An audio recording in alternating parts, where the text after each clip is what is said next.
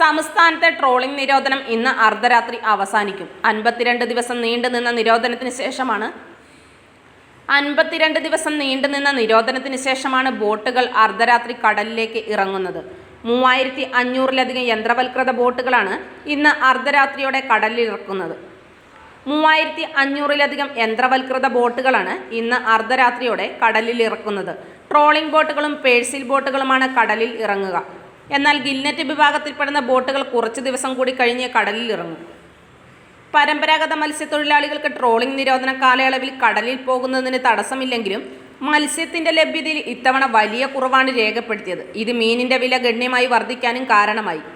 മത്സ്യത്തിന് വില കിട്ടാതെ പോയതാണ് പരമ്പരാഗത വിഭാഗം നേരിട്ട വലിയ പ്രതിസന്ധി.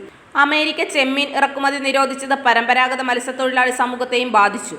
ട്രോളിംഗ് നിരോധന കാലത്ത് പതിവ് പോലെ ചെമ്മീൻ ലഭിച്ചെങ്കിലും ശരിയായ വില കിട്ടിയില്ല. ഗൃഹപ്രവേശം, വിവാഹം, ആഘോഷങ്ങൾ എന്തുമാകട്ടെ, വീട്ടുപകരണങ്ങൾക്ക് Grihalakshmi home appliances. Prestige, Butterfly, Impex, Pigeon, Bajaj, Sujata, Preethi തുടങ്ങി മികച്ച ഗൃഹോപകരണ കമ്പനികളുടെ ഉൽപ്പന്നങ്ങൾ കൂടാതെ aluminium, steel, plastic, gift item തുടങ്ങി ഇനി എല്ലാം ഒരു കുടക്കീഴിൽ. കുറഞ്ഞ വിലയിൽ ഗുണമേന്മയുള്ള ഹോം അപ്ലയൻസസ് ഇനി നിങ്ങൾക്ക് സ്വന്തമാക്കാം.